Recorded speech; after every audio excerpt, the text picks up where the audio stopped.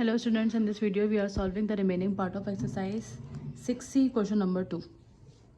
तो जो हम सेकंड क्वेश्चन पढ़ रहे थे उसमें सेकंड क्वेश्चन में हमें मिडिल टर्म ब्रेकिंग करनी थी। मिडिल टर्म ब्रेकिंग हम किस तरह से करते हैं, पहली वैल्यू जो है वो एज इट इज़ उतारते हैं और लास्ट वैल्यू भी हम एज इट इज़ कॉपी करते हैं। फिर हम रफ वर्क में क्या करते हैं, फर्स्ट वैल्यू को लास्ट वैल्यू से मल्टीप्लाई करवाते हैं। 9/4 इज़ 36। अब हमें मिड की वैल्यू को ब्रेक करके ऐसे दो नंबर लिखने हैं जिनको मल्टीप्लाई करवाऊँ तो क्या बने, 36 बने, और प्लस या माइनस करवाऊँ तो वापस से क्या बन जाए, 12 बन जाए। तो यहाँ पे मैं लिख दूँगी -6x³ y³ और -6x³ y³, क्योंकि 6 को 6 से मल्टीप्लाई करवाऊँगी तो 36 बनेगा, और -6 और -6 माइनस माइनस प्लस 6 और 6 कितने हो जाएंगे, 12 हो जाएंगे। अच्छा, इसके बाद हमें क्या करना होता है, कॉमन लेना होता है। कॉमन लेने के लिए हम नंबर देखेंगे, 9 और 6 है। 9 और 6 किसके मल्टीपल्स होते हैं, 3 के मल्टीपल्स होते हैं। 3 x की पावर 6 है और x की पावर क्यूब है, तो x की पावर क्यूब कॉमन आ जाएगा। यहाँ पे क्या बचेगा, 3 के टेबल में 9 कहाँ पर आता है, 3 पर। x की पावर 6 में से 3 कॉमन ले लियो तो यहाँ पे कितने बच गए, 3 बच गए। माइनस की जगह पे -3 के टेबल में 6 कहाँ पर आता है, 2 पर आता है। x³ हम कॉमन ले चुके हैं, यहाँ पे क्या बच जाएगा, y³। अब यहाँ पर 6 है और 4 है, सबसे तो माइनस बाहर रहेगा। 6 और 4 है तो दोनों मल्टीपल्स होते हैं 2 के। यहाँ y की पावर क्यूब है, यहाँ y की पावर 6 है, तो y की पावर क्यूब कॉमन आ जाएगा। लोवेस्ट देखते हैं, लोवेस्ट पावर जो होती है वो कॉमन आ जाती है, क्योंकि वो लोवेस्ट पावर दोनों में होती है। 3 और 6 है तो दोनों में कॉमन क्या हुआ, 3। अच्छा जी, इसके बाद 2 के टेबल में 6 कहाँ पर आता है, 3 पर आता है। y³ है और y³ तो ये कॉमन आ चुका है। x³ बचा यहाँ पर, माइनस प्लस माइनस, 2 के टेबल में 4 कहाँ पर आता है, 2 पर आता है, और y की पावर क्यूब है और y की पावर 6 है, तो इधर क्या आ जाएगा, y की पावर 6 में से 3 कॉमन लेने तो कितने बच गए, 3 बच गए। 3x³ - 2y³, 3x - 2y³, तो यहाँ पे क्या बच जाएगा, कॉमन क्या आ जाएगा, टेकिंग कॉमन दोबारा लिखेंगे हम। यहाँ पर दोनों कॉमन आ जाएंगे, 3x³ - 2y³ कॉमन आ गया। यहाँ पे क्या बचा, 3x³ और यहाँ पे क्या बच गया, -2y³। अब अगर हम नोट करें दोनों सेम है, जब दोनों सेम होता है तो हम क्या करते हैं, एक ही बार लिख कर 3x³ - 2y³ लिखा और इसकी पावर क्या आ जाएगी, square, which is the answer of part H। Now moving to the part I। अब इस पार्ट में हमें क्या बोला हुआ है, 81 + 18 x की पावर 4, 81 + 18 x की पावर 4 प्लस x की पावर 8।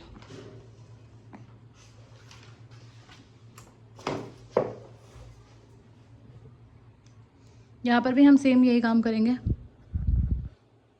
81 लिखा, x की पावर 8 लिख दिया। यहाँ पे कोई वेरिएबल नहीं है, कोफिशिएंट नहीं है, तो यहाँ के यानी कि 1 होगा। रफ वर्क में जाएंगे, जब हम 81 को 1 से मल्टीप्लाई करवाएंगे तो 81/1 इज़ 81 ही आएगा।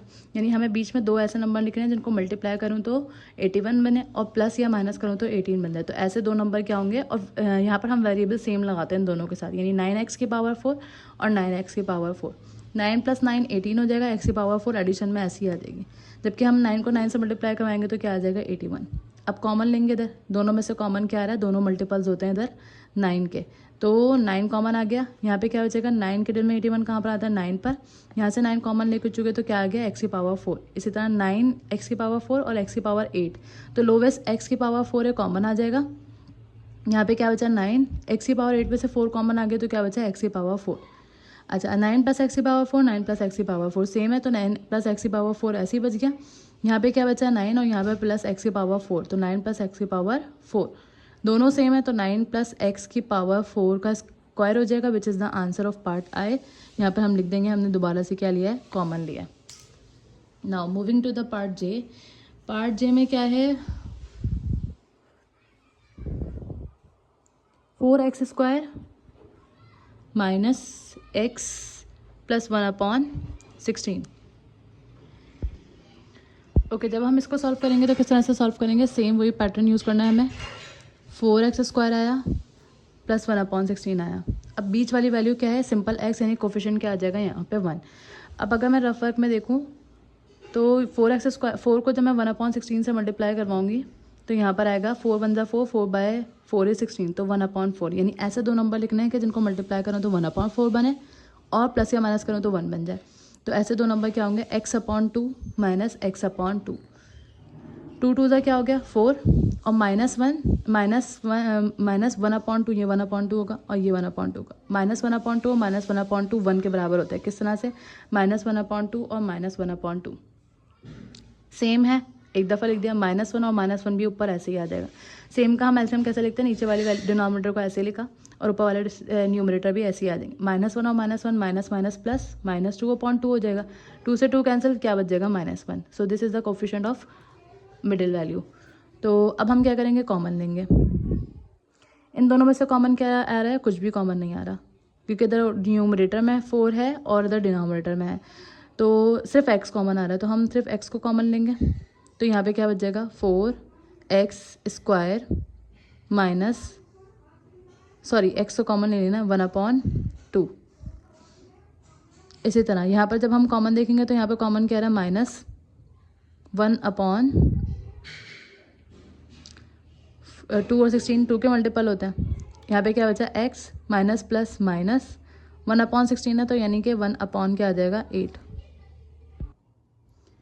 अच्छा जी, इस स्टेप के बाद ये स्टेप करने से यहाँ पर कॉमन कुछ भी नहीं आ रहा, तो यानी कि हम इस स्टेप को फर्दर सॉल्व करेंगे, देन उसके बाद कॉमन लेंगे। हम इस स्टेप को किस तरह से सॉल्व करेंगे, हम लिखेंगे multiplying and dividing second and third term by 2। ये वाला स्टेप हम कर क्यों रहे हैं, ताकि हम कॉमन सेम कर सकें। तो 4x² ऐसे आया, माइनस x/2 को भी हम मल्टीप्लाई और डिवाइड करवाएंगे 2 से।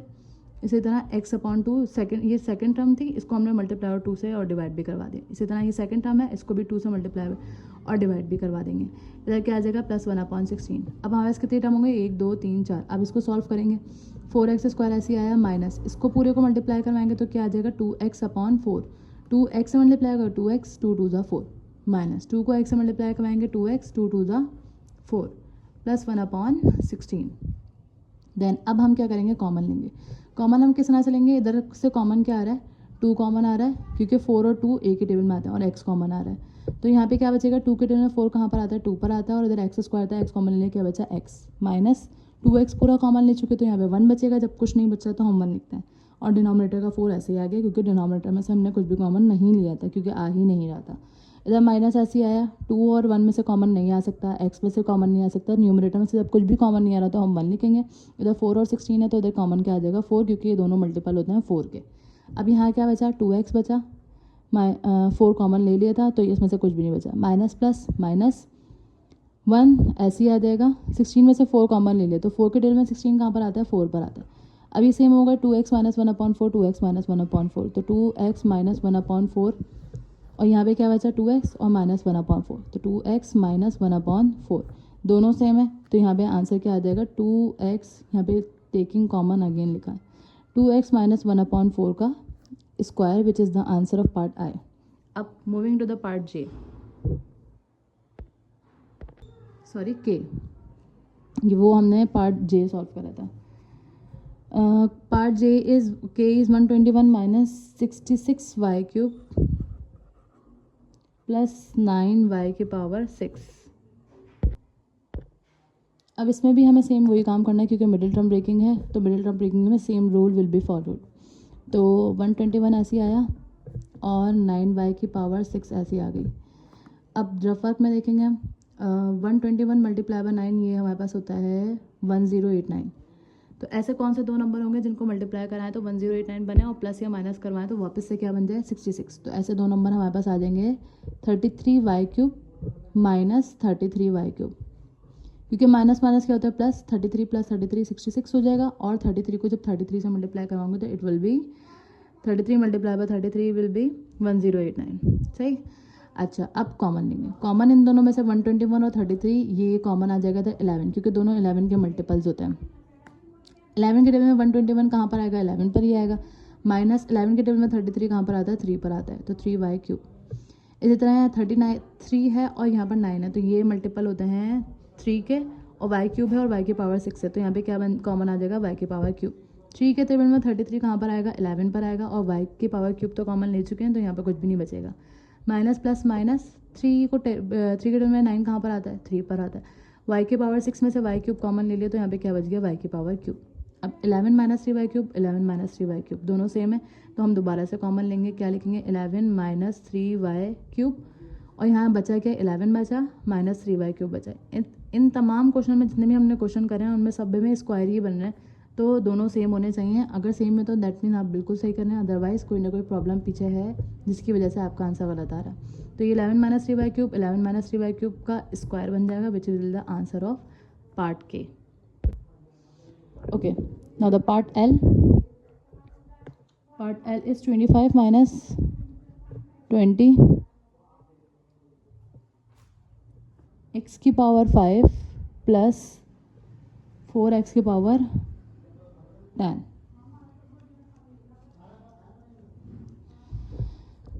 Okay, first term is 25 and the last term is 4x की पावर 10। और जब हम इसको रफ वर्क में सॉल्व करेंगे तो 25 multiply by 4 is 100।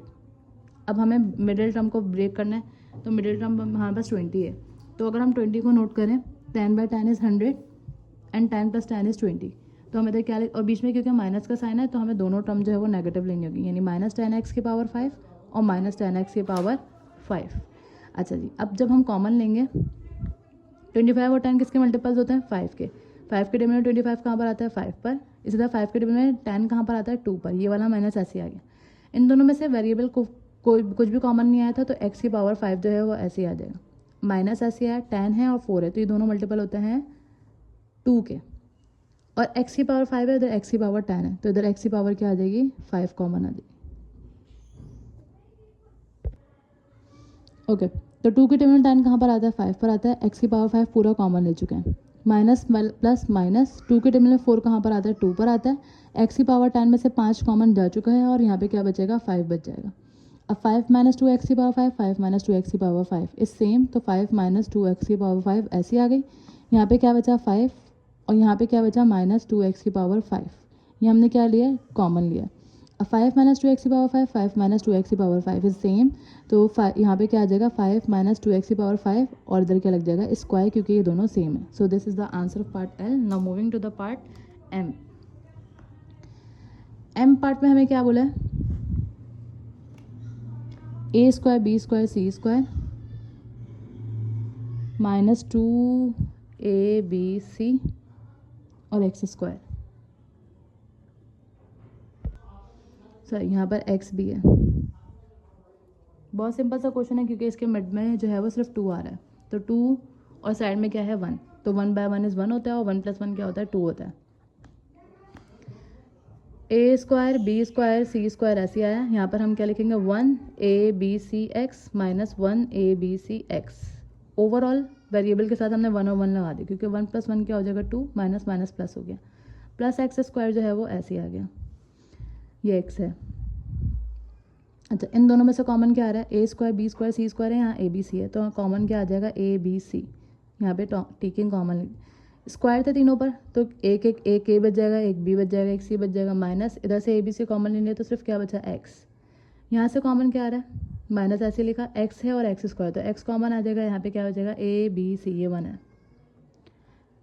Minus plus minus, x square में से x कॉमन ले लिया तो क्या बच गया? x। अब अगेन क्या लिखेंगे? टेकिंग कॉमन, ये दोनों सेम है, तो क्या आ जाएगा? A B C minus X. क्या बचा यहाँ? सर बचा ए बी सी और यहाँ पे क्या बचा? Minus x. दोनों सेम है, तो क्या हो जाएगा? A B C minus X का whole square, which is the answer of part M. Now the last part, which is part N. 4 p की पावर 4 q की power 4 plus 4p square q square plus 1। This is also the very simple question, क्योंकि 4 को जब हम 1 से multiply करवाएंगे तो it will be 4 और 2 2 4 होता है, 2 + 2 इज़ 4। 4 p की पावर 4 q की पावर 4 ऐसे ही आया, प्लस इसको ब्रेक करेंगे तो क्या आएगा? 2p square q square plus 2p square q square. क्यों? 2 + 2 इज़ 4, 2/2 इज़ ऑल्सो 4, क्योंकि 1 मल्टीप्लाई बाय 4 क्या बन रहा है? 4 साइड्स को अगर हम मल्टीप्लाई करवाएं, प्लस 1 ऐसे ही आ गया। कॉमन लेंगे, इधर से कॉमन क्या आ रहा है? 2 4 है और 2 है, तो एक उसके टेबल में आते हैं, 2 के टेबल में आते हैं। p की पावर 4 q 4 और p स्क्वायर q स्क्वायर, तो लोवेस्ट पावर जो है वो हम कॉमन लेते हैं, स्क्वायर और q स्क्वायर कॉमन आ गया। यहाँ पे क्या बचा? 2/2 4 होता है, तो 2 के टेबल में 4 कहाँ पर आता है? 2 पर। p square q square common ले लिया, यहाँ पे 4 और 4 थे, तो क्या बच जाएगी? p square q square plus 2 common आ चुका, p स्क्वायर कॉमन आ गया, q स्क्वायर कॉमन आ गया, यहाँ पे क्या बचा? 1। अब इन दोनों में से कुछ भी कॉमन नहीं आ रहा, 2 है इधर और p स्क्वायर q स्क्वायर इधर नहीं, तो ऐसी कंडीशन में जहाँ पे कुछ भी कॉमन नहीं आता तो हम वहाँ पे क्या लिख देते हैं? 1।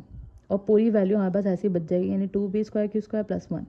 अगेन यहाँ 2p² q² प्लस 1 है और इधर भी ये सेम है, तो हम क्या लिख देंगे, टेकिंग कॉमन, और कॉमन यहाँ पे क्या आ रहा है, 2p² q² प्लस 1। बचा क्या है यहाँ पर, ये वैल्यू बची और ये वैल्यू बची, तो क्या आ जाएगा 2p² q² प्लस 1, दोनों सेम है, तो क्या हो जाएगा 2p² q² प्लस 1 का whole square, which is the answer of last part. So this is question number 2 of exercise 6C।